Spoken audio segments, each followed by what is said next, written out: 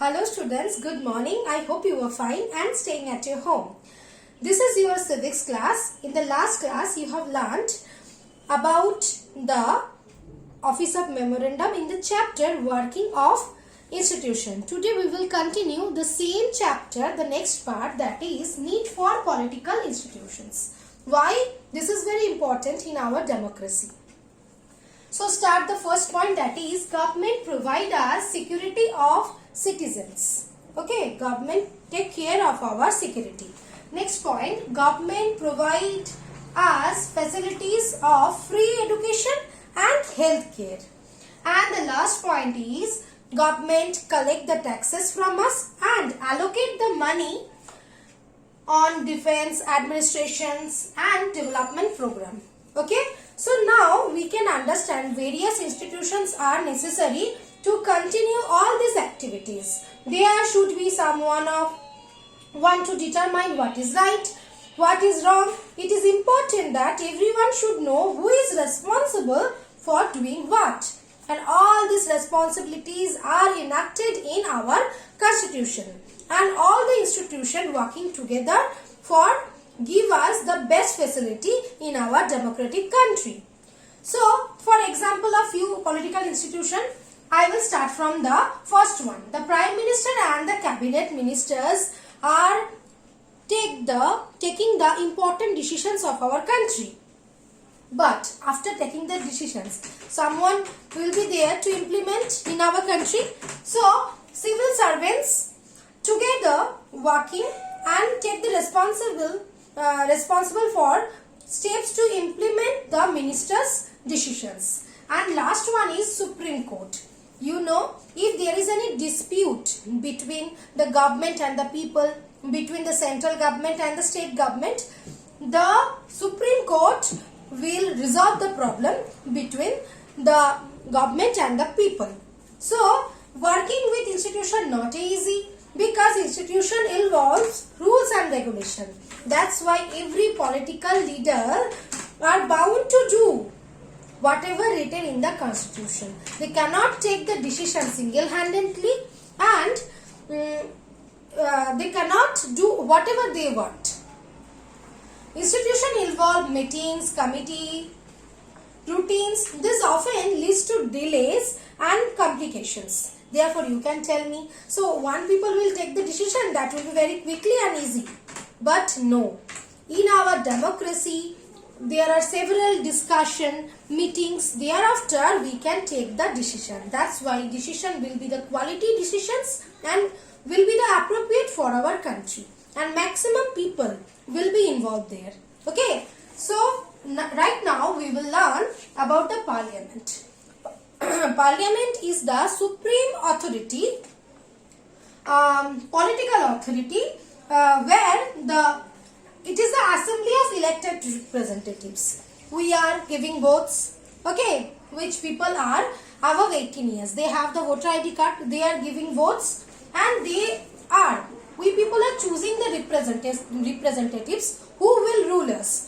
So, Parliament is the assembly of elected representatives, and they will provide the collectively they will making the laws for our country. Okay, so at the state level, this is called, the Parliament is called legislature or legislative assembly. So right now we will learn why do we need the Parliament. We have to know why we are talking about the Parliament. What is the importance of it? Okay, so what is the importance of Parliament? The Parliament is the final authority for making laws in any country. Parliament all over the world can make new laws, change the laws, abolish the laws, and can make the new law new one in their places. Okay, the next one is Parliament exercise the control over the ruling party also. No decisions can be taken without the support of members of the Parliament. And the third point is Parliament control all the money matters. So it is also very important matter. And the last point is Parliament is the highest forum of discussion and the debate on public issues and national policy.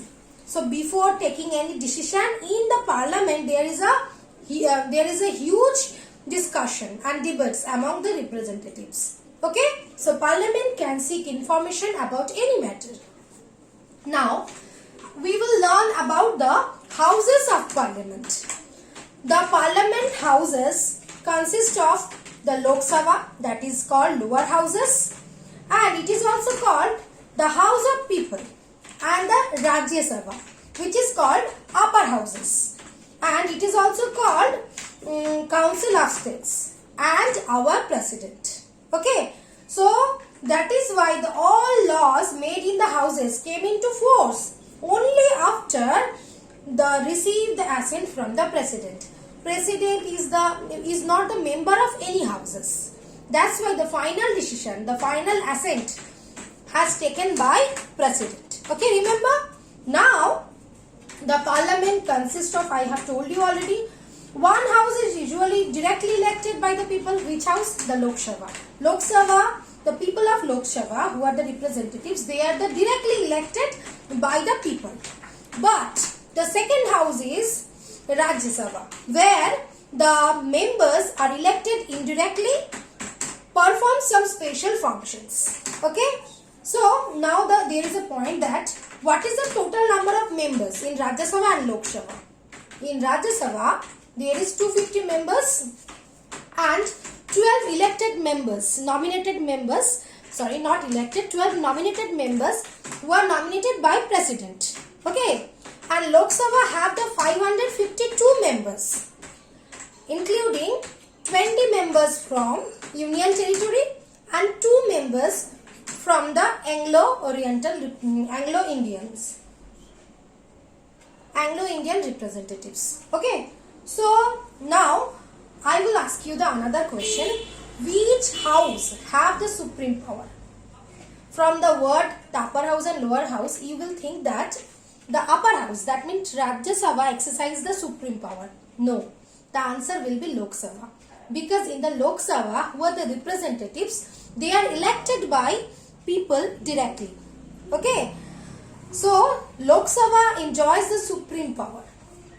Now, our constitution does give the Rajya Sabha some special powers over the states, but on most matter, Lok Sabha exercise the supreme power. I have told you already. So let us some few points. Any ordinary laws need to be passed by both houses. So it is initiated in Lok Sabha or Rajya Sabha, it will be passed by the both houses. But if there is difference between the two houses, the final decision is taken in a joint session. All the members of the Rajya Sabha come, all the members of Lok Sabha will come, and there will be the joint session. But we have to remember that the members of Lok Sabha are the higher than the Rajya Sabha. So you can understand which the decision taken by the Lok Sabha, that will be prevailed. Okay. So Lok Sabha exercise more power. Next point, for this I am telling you, in the money matters, Lok Sabha exercise the supreme power. If Lok Sabha passes the budget of government or any other money related law, Rajya Sabha cannot neglect it, cannot reject it. Rajya Sabha can hold it for 14 days or can request Lok Sabha change it to change it, but if Lok Sabha wants that will be the same, so that will be the same. So in the money matter, Lok Sabha prevails first. Now the next point, most importantly, Lok Sabha controls the Council of Ministers. Only a person who enjoys the support of the majority of the members of Lok Sabha is appointed Prime Minister. So Prime Minister is electing by the majority support of Lok Sabha. If the majority of Lok Sabha members say they have no confidence in the Council of Ministers, all the ministers including Prime Minister have to quit. Rajya Sabha does not have the power. So I hope you understand this portion. For Unit 2 syllabus, we have learned up to there. And the next part, political executive we will learn in the annual exam. Okay. For civics syllabus unit test 2, we learn up to the House of Parliaments. I hope you understand the chapter. Thank you, students.